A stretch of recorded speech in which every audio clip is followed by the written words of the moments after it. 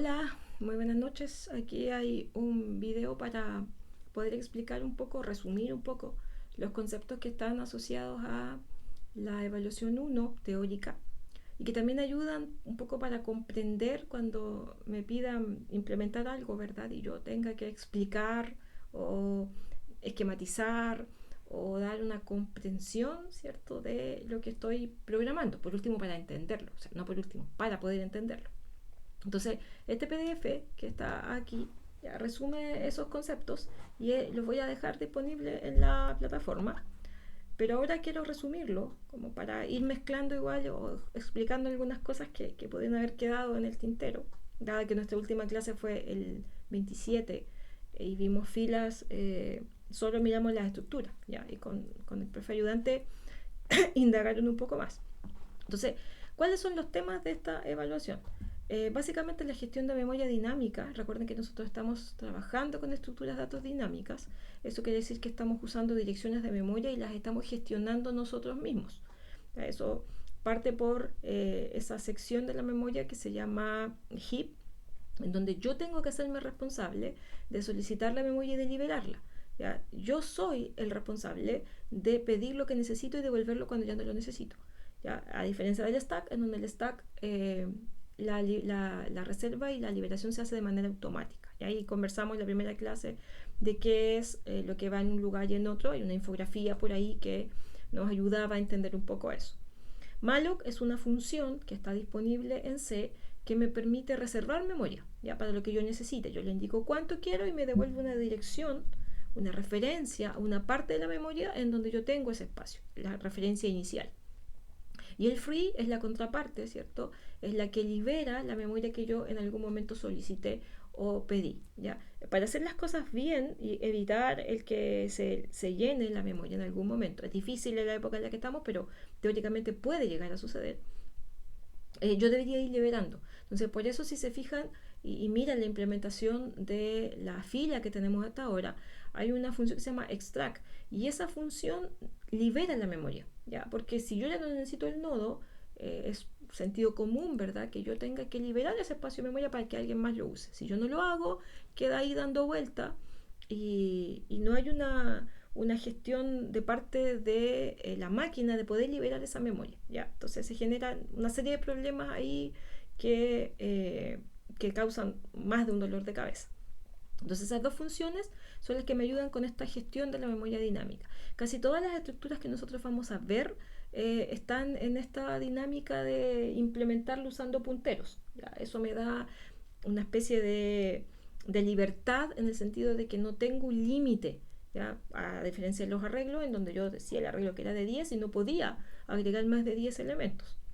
Podía agregar menos, pero eso implicaba que iba a perder memoria, ya porque estaba reservando más de lo que necesitaba o menos de lo que necesitaba. Aquí es a libre demanda, digamos, en la medida que no se me llene la memoria.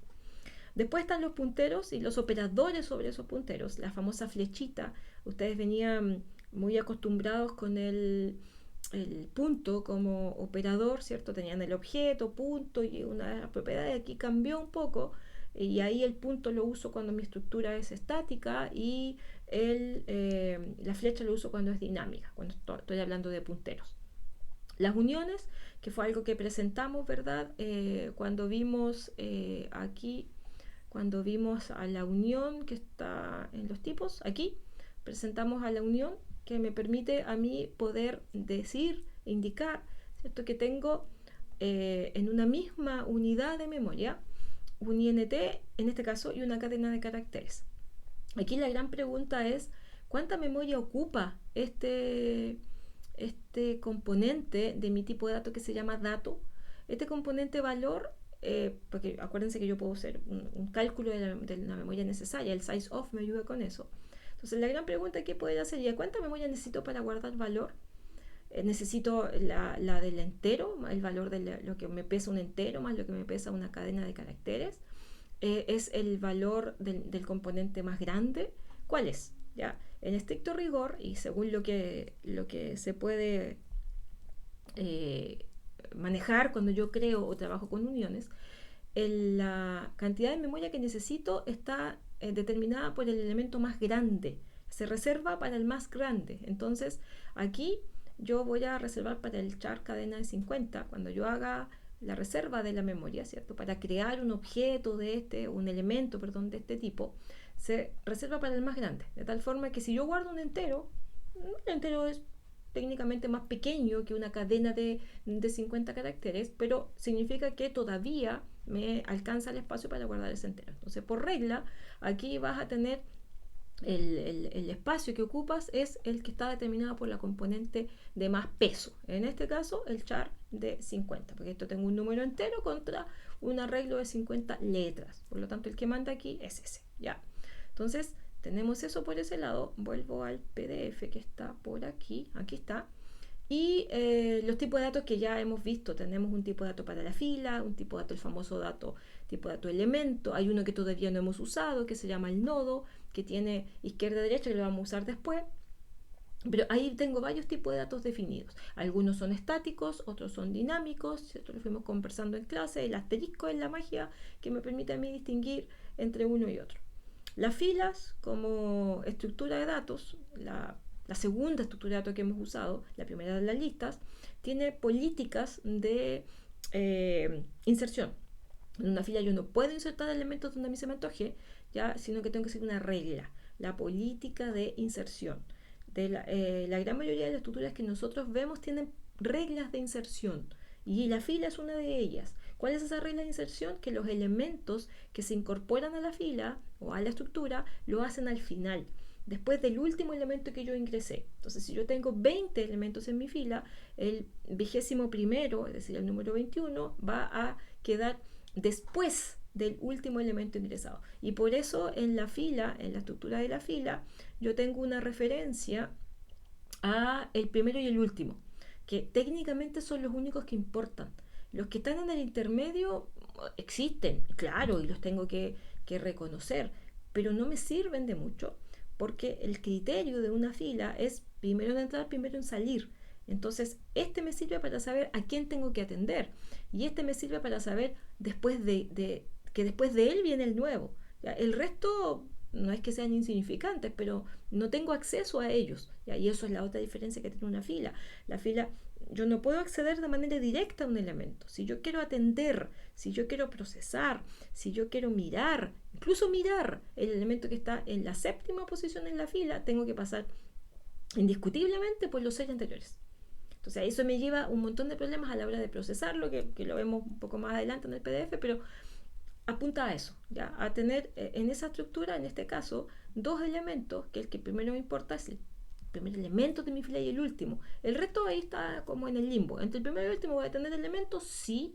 ¿Y cómo voy a saber cuáles son? Bueno, porque primero, por la definición que tengo de elemento que está aquí, ¿cierto? Tiene un puntero al que viene después de él. Entonces, el primero me va a llevar al segundo, el segundo me lleva al tercero, el tercero me lleva al cuarto y así sucesivamente. Y el penúltimo estará conectado con el último y el último no tiene a nadie después de él. Ya que ahí viene ese concepto de setear, ¿cierto? El puntero aquí, cuando yo creo el elemento, el último es null. ¿Ya? Eso es súper importante, ¿ya? Y si yo descuido esa parte, genero una serie de problemas después al intentar ejecutar o probar, ¿cierto?, la pila en ese contexto. ¿Ok? Entonces, ahí está, concepto de fila, y luego la preservación de estructuras mediante auxiliares. ¿A qué se refiere eso? En el ejercicio que está, o que van a terminar, o estaban haciendo con el ayudante, se da ese fenómeno. ¿Ya? En estricto rigor, yo cuando quiero procesar a una fila, y piensen en el extract nada más, en el ver fila, si tú te fijas, cuando tú ves una fila, creo la fila, el inserto de elementos, feliz, la veo, y cuando termina la ejecución del ver fila, yo podría pensar que desapareció, porque tengo que tener mucho cuidado de cuando yo hago una operación sobre una fila, que el solo hecho de procesarla me va a eliminar los elementos. O sea, no hay otra forma, porque ese es el concepto de que para poder atender al quinto tengo que pasar por el cuarto, el tercero, el segundo y el primero. Entonces me tengo que ir deshaciendo de los elementos porque uso el extract y por ende voy liberándolos. ¿Y después cómo lo recupero? Entonces la técnica y la estrategia ahí es usar la famosa fila auxiliar.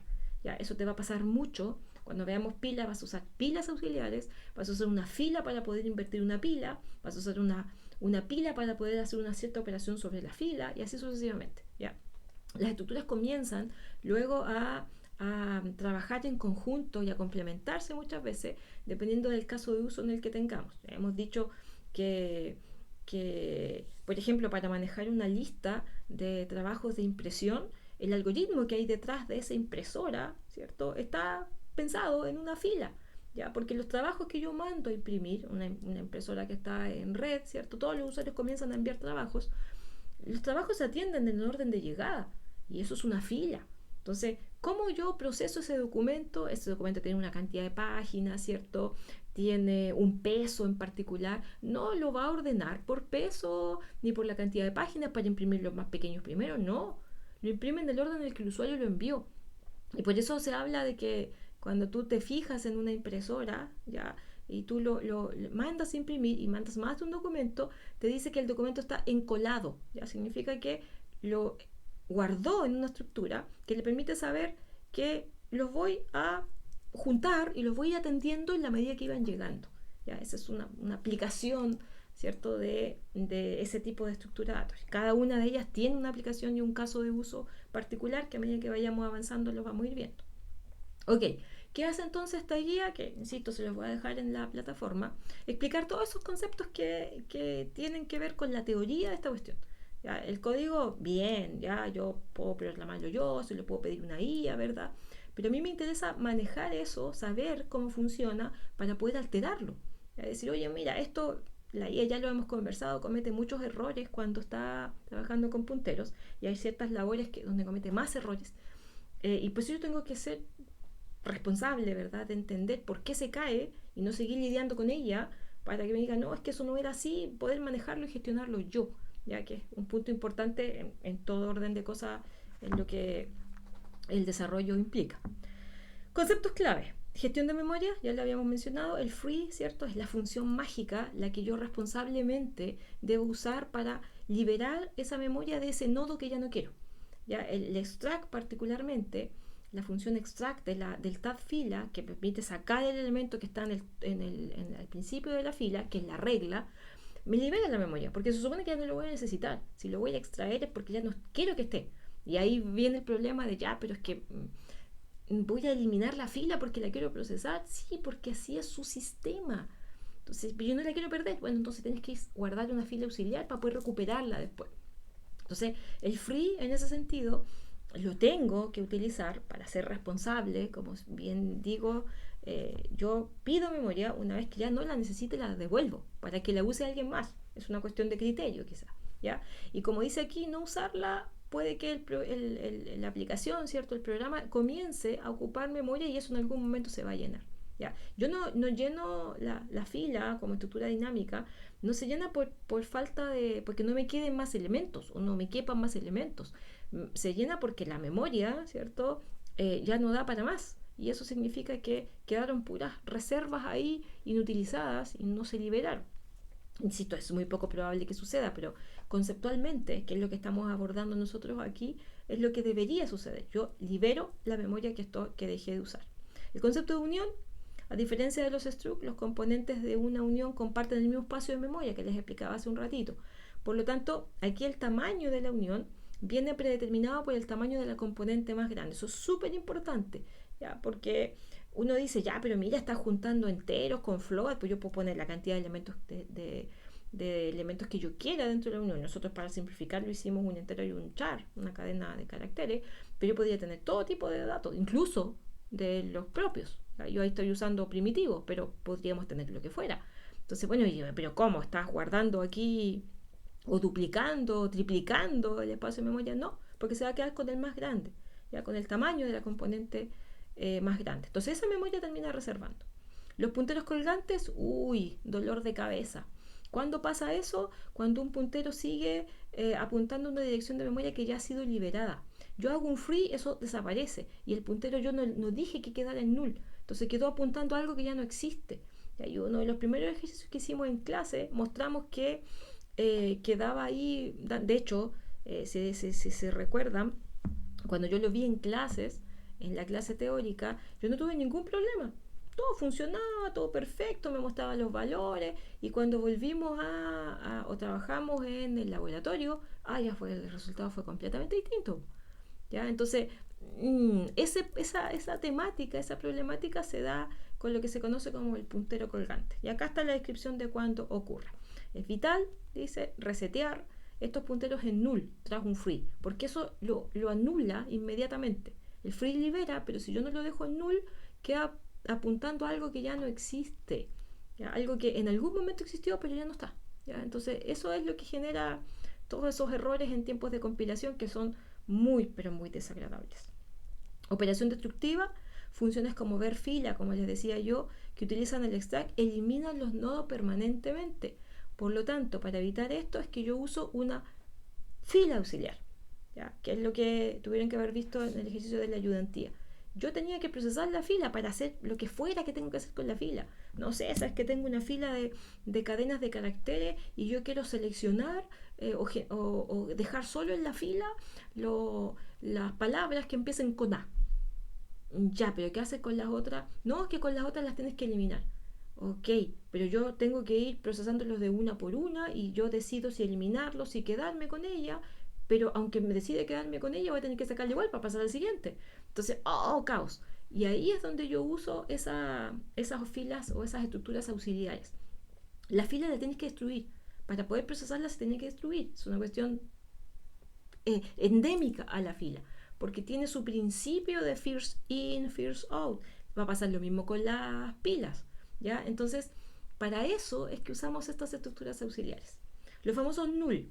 Todo nodo final siempre debe apuntar a null, ¿ya? Intente nomás olvidarse de hacer un, no sé, P flecha siguiente igual a null y todo se vuelve nada, que fue lo que me pasó aquí. ¿Ya? Yo les dije en el mensaje que les envié algún día del fin de semana que tenían que descargarlo de nuevo porque yo estaba haciendo el ejercicio de la guía, me parece que fue, y no me servía o no me ayudaba, no me creaba, se caía, funcionaba a la perfección con los enteros. La misma lógica, exactamente la misma, pero con cadena de caracteres explotaba.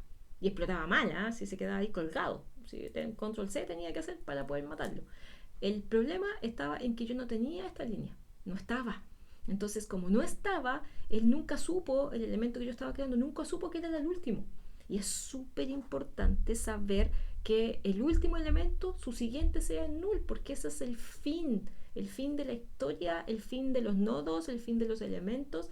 En alguna forma, la máquina tiene que saber dónde termina. Y por eso los ciclitos que tenemos de while, auxiliar, flecha siguiente, distinto de null, o auxiliar, distinto de null, es gracias a esto. Si nosotros no hacemos esto, el ciclo va a estar y va a quedar ahí dando vuelta, vuelta y vuelta. Inténtelo nomás. Inténtelo y se va a dar cuenta que eso queda colgado eternamente. Entonces, desde esa perspectiva, es que es importante eso de no olvidar, ¿cierto? Setear el puntero del último nodo, el siguiente del último nodo tiene que estar en null. ¿Ya? Y ahí trato de explicarlo de esa forma. ¿Qué vocabulario tenemos que usar? Es segmentation fault, es ese error, ¿cierto?, en tiempos de ejecución que no me dice absolutamente nada. Lo único que sé es que no funcionó, ¿ya? Pero que se debe a que estoy tratando de referenciar a algo que ya está en null, ¿ya? El típico. Dice, la lista está en null y le agrego un auxiliar. Digo, auxiliar es igual a lista, o head, como quieras llamarle. Y si ese head está en null, yo después voy a decir auxiliar flecha puntero, auxiliar flecha siguiente.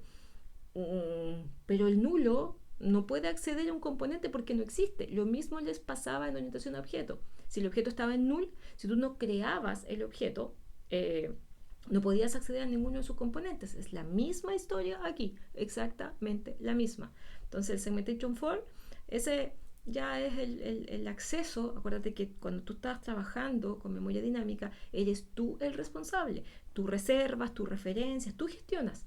Por lo tanto, por esa misma razón, si tú no tienes permiso para esa sección de memoria porque la liberaste, porque se perdió, olvídalo, no tienes vuelta atrás, no tienes forma de poder acceder a algo que ya liberaste, ¿ya? Y eso, entre muchas otras razones, se debe al segmentation fault, o el segmentation fault se debe a eso. FIFO, ya lo hemos dicho, es la regla de inserción de elementos de las filas, first in, first out. el operador flechita, que es el atajo sintáctico, que eso lo quiero mostrar aquí, para evitar el trabajar con el contenido de la dirección de memoria, porque igual puedo usar el punto. Ya lo veo aquí en un ejemplito que tengo. El heap, segmento de la memoria, en donde se asigna el espacio dinámico mediante malloc. Cuando usted le pregunte si usted está usando el malloc, ¿en qué sector de la memoria está? En el heap. ¿Ya? Ese es mi sector de la memoria porque ahí es donde yo tengo que gestionar. Yo solicito y yo libero. La contraparte es el stack, y en el stack todo se hace de manera automática. Las variables locales están todas en el stack, pero lo que es el dinamismo, todas las estructuras dinámicas las tengo que manejar yo, y por eso tenemos malloc y free por todas partes. ¿Ya? Esa es la dinámica. Y el etiquetado de unión es el enum, ¿cierto? Que yo les mencionaba aquí, que el enum me permite a mí saber cuál de estos campos va a estar, comillas, activo dentro de mi unión. No es que estén los dos al mismo tiempo, ya es uno solo. No es que esté ocupando memoria de más, porque aquí se va a quedar con él, ya lo dijimos, con la memoria del componente más grande, que en este caso es este de aquí, ¿ya? Entonces, ahí está el vocabulario con el que estamos trabajando, y aquí les dejo una serie de preguntas que ojalá las pudieran revisar, ¿ya? Porque, y encontrar respuesta obviamente, porque apuntan a si lograron entender o no todo lo que hemos revisado. ¿Ya? Desde el punto de vista de las listas, le pone mucho énfasis a la fila, a la definición de las estructuras, porque es como lo que más variantes, ¿cierto?, puede llegar a tener. Pero denle la vuelta, ya, para que puedan asegurarse de que estamos entendiendo todo esto. Esto es la base de todo lo demás. Si logramos entender esto, el resto va a ir muy, pero muy fluido. Listo. Lo último que yo les quería mencionar era lo que les decía hace un ratito. Aquí tengo mis tipos de datos. Particularmente aquí están los tres, ¿verdad? Los que vimos ese día en la clase teórica. Tengo mi enumeración, que me sirve para distinguir dentro de este tipo de datos, que se llama dato, para distinguir si estoy ocupando un entero o una cadena. Es uno de los dos. ¿Cómo sé yo que si tengo acceso a un entero o una cadena? Porque esto me lo va a indicar. Si esto tiene un tipo int, entonces significa que lo que estoy teniendo acceso va a ser un entero. Y si es de tipo string, entonces voy a tener a lo que se llama cadena, que tengo acceso a eso. Nadie va a jugar con test, de hecho sería un error si yo, por ejemplo, aquí en el elemento, yo tengo una función que se llama crear elemento entero, y yo aquí le pongo tipo string, porque explota, ¿ya? Entonces, no, eso no va a suceder y ya está implementado así. Lo que sí, insisto, el error que yo tenía era que esto no lo tenía. Entonces, mi pregunta era, ¿pero cómo? Si la lógica funciona perfecto, mi fila con números está bien, hace todas las operaciones, y con cadenas no, si es la misma lógica. Pues, era porque no había amarrado ahí el último nodo, que no había dicho que él era el último. Graso error. Entonces, ¿qué quiero mostrarles aquí? Están los tipos, ¿verdad? Este que no lo hemos usado mucho, este en realidad no está definido, pero si te fijas no lo hemos usado. La fila no lo usa. La fila utiliza elementos, ¿ya? Y todas sus operaciones van en función de eso, ¿ya? Así que no hay mucho uso, o sea, no es que haya mucho, no hay uso de esa estructura todavía. Ya la tenemos ahí porque la vamos a usar después. De hecho, apunta a definir el árbol, pero no la hemos usado todavía. ¿Ya? Fíjate aquí que lo que mencionaba hace un rato en el extract, libera la memoria para evitar esa fuga de esos punteros que quedan ahí dando vuelta y que ocasionan que en algún momento la memoria se llene, ¿ya? Y yo no tenga acceso, digamos, a algún otro sector para yo poder reservar, etc. Entonces es súper importante que si yo voy a deshacerme de un elemento, libere a ese elemento, ¿ya? Y el temp hace las veces aquí de guardar el nodo a eliminar, pero tengo que soltar y hacer todo ese vínculo asociado a aquí el primero tengo que hacerlo avanzar. Entonces por ahí pasa la operatoria o la necesidad del temp. A lo que iba yo, a lo que quería explicar. Aquí tengo un ejemplo súper simple donde estoy creando un elemento que es de tipo entero. Aquí estoy diciendo yo que este elemento que se llama mi variable se llama ¿ya? Si tú me dices, pero es una referencia de memoria, tengo dos formas de responder a eso. Mirando si el elemento es una dirección de memoria, y te das cuenta de que sí, porque efectivamente cuando defines el elemento hay un asterisco, ¿cierto? Y eso le da pie para pensar que es una dirección de memoria. Y lo segundo es, sin mirar nada más, por el solo hecho de que recibe lo que malloc le devuelve y malloc devuelve una dirección de memoria, entonces es una dirección de memoria. No hay discusión. Pero tener esas dos vías para llegar a responder a esa pregunta. ¿Qué hace el malloc? El malloc reserva memoria y tú le tienes que indicar cuánto. No te ¿Ya? olvides de sacar la basura. Entonces, el size of me devuelve el tamaño de la estructura. Nunca le pongan el tipo de dato aquí, el nombre de la estructura. Y lo que hace el size of es tomar esto, ¿cierto? Y ver cuánto pesa. En este caso toma el peso de dato, que es valor, ¿cierto? De esa variable, que es tipo dato, y le toma el peso a la misma estructura, ¿ya? Que en el fondo es la dirección de memoria que va a apuntar al otro nodo del mismo tipo. ¿Ok? Le asigno un entero, le asigno un 29. Aquí, el festival de operadores. Es la variable. ¿Por qué una flecha? Porque la flecha indica que la es una dirección de memoria. Entonces, para poder acceder a un componente de una dirección de memoria, uso la flecha. Entonces, ese componente que es de tipo elemento, tiene un campo que se llama valor y uno que se llama siguiente. Entonces, si tú te fijas, aquí tienes un campo que se llama valor y aquí tienes un campo que se llama, no tengo un siguiente aquí, ya, porque todavía no los he vinculado. Entonces, ese campo que se llama valor, a su vez, tiene una componente que se llama tipo y una componente que se llama valor, que eso yo les comentaba en la teoría que fue el peor error que pude haber cometido porque le puse el mismo nombre. ¿Cómo llego a eso? ¿Por qué punto ahora? Porque aquí en elemento, valor, que está aquí definido, es de tipo dato y dato no es un puntero. Entonces, por eso tengo que acceder con el punto. ¿Ya? Y de ahí para adelante la explicación es la misma porque valor también es una componente estática y llega a un elemento en este caso de la unión, que se llama entero. ¿Por qué tengo derecho a usar entero? O sea, tengo que ser responsable en eso. Ya, yo aquí arriba le dije, oye, mira, tú vas a guardar un entero y tengo que ser coherente conmigo misma y le asigno la propiedad a entero, no a cadena, porque si no aquí le hubiese dicho tipo string. Y aquí viene lo curioso, que es que yo voy a acceder al valor, que ya todos sabemos que es 29, o sea, no tengo que analizar mucho para saber que lo que voy a imprimir aquí es un 29.